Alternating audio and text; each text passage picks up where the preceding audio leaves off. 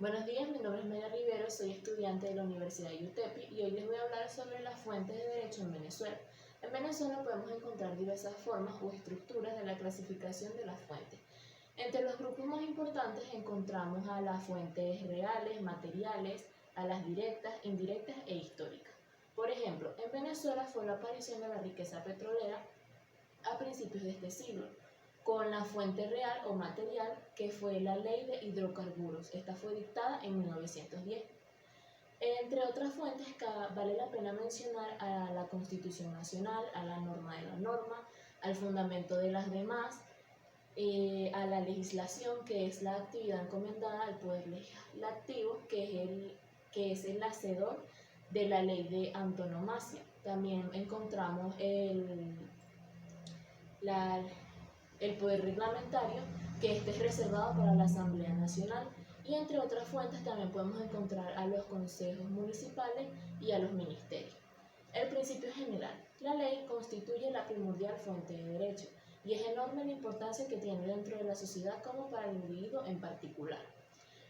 Además, esta en un sentido más amplio se refiere a todo dictamen que expresa relaciones generalizadas entre fenómenos de distintas índoles, pudiendo ser dadas a conocer en distintas voces.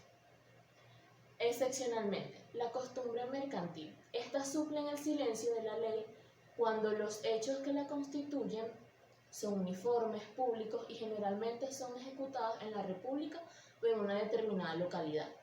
También son reiterados por un largo espacio de tiempo que estos apreciarán los jueces del comercio.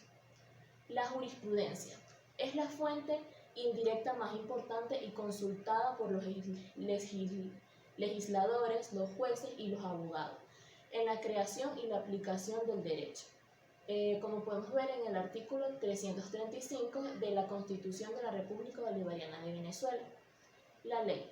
La ley es una norma jurídica dictada por el legislador, es decir, es un precepto establecido por la autoridad competente, en que se demanda o prohíbe algo con sonancia en la justicia cuyo incumplimiento conlleva a una sanción. También podemos mencionar el proceso de formación de la ley. Entre las partes que podemos mencionar está presentarte ante la Asamblea Nacional por aquellos que tienen la facultad de iniciarla.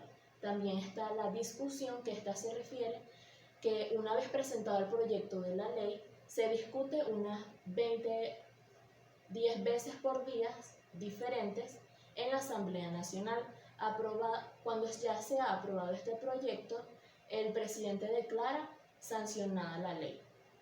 Después de esto viene la promulgación, que es el acto solemne por el cual el jefe de Estado atestigua la existencia de la ley y ordena a las autoridades que se cumpla. Luego de esto proviene la publicación, que es donde esta se hace llegar a la Gaceta Oficial para ser publicada. Y por último llega la entrada en vigor, que es el momento en que la ley se empieza a regir. La clasificación de la ley. Entre las leyes podemos encontrar a las leyes constitucionales. Estas son las normas jurídicas de mayor jerarquía dentro de la estructura jurídica organizativa del Estado. También podemos encontrar a las leyes ordinarias, que son normas que ayudan a aplicar y desarrollar los principios constitucionales. También encontramos las normas imperativas, que son leyes que prevalecen sobre cualquier acuerdo de voluntad de las personas. Y las interpretativas, estas son aquellas leyes por las cuales las partes de un común acuerdo pueden modificarse. Encontramos las leyes físicas, que estas son las que expresan las relaciones universales necesarias, objetivas y relativamente constantes entre los fenómenos del mundo existente. También encontramos las leyes jurídicas, que estas se refieren tanto como al derecho natural como al derecho positivo. Entre otras leyes también podemos encontrar las leyes generales o especiales. Son de aquellas que, según la amplitud de sus objetivos, ordenarán la totalidad o un sector de la vida del hombre.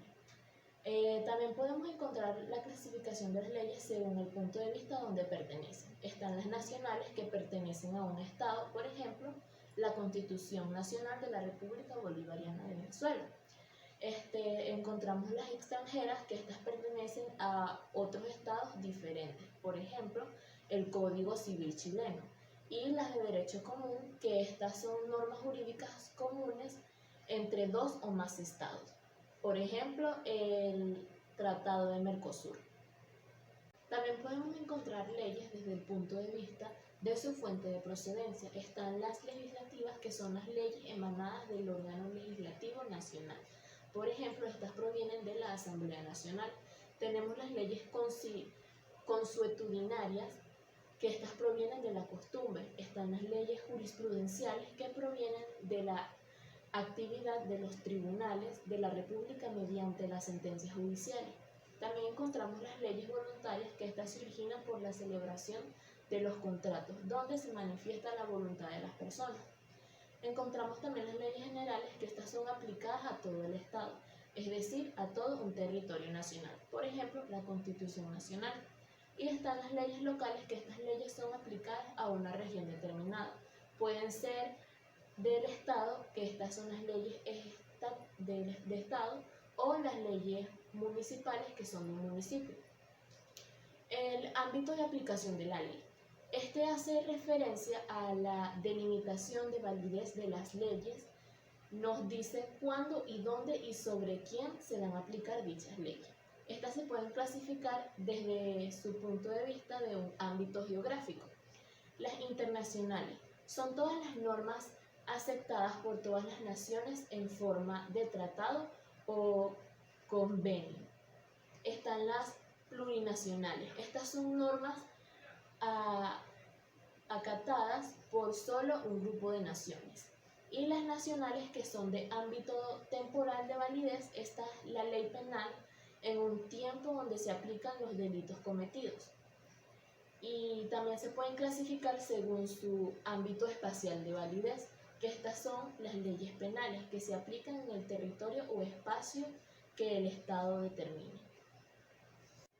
La costumbre jurídica es la reiteración de una conducta dentro de un grupo social y en el que se crea la convicción de su obligatoriedad para alcanzar un bien común.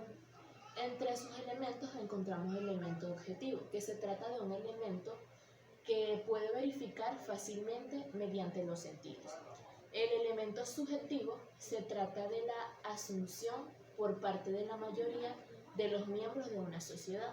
Es el proceso para actuar según la obligación jurídica. Encontramos también el elemento externo objetivo, que consiste en el hecho extricéntrico de reiterar una misma manera de actuar frente a un estímulo de una vida social.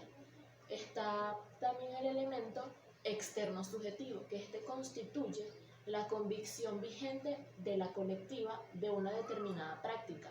Esta se repite de forma constante y notoria por la generalidad de los miembros.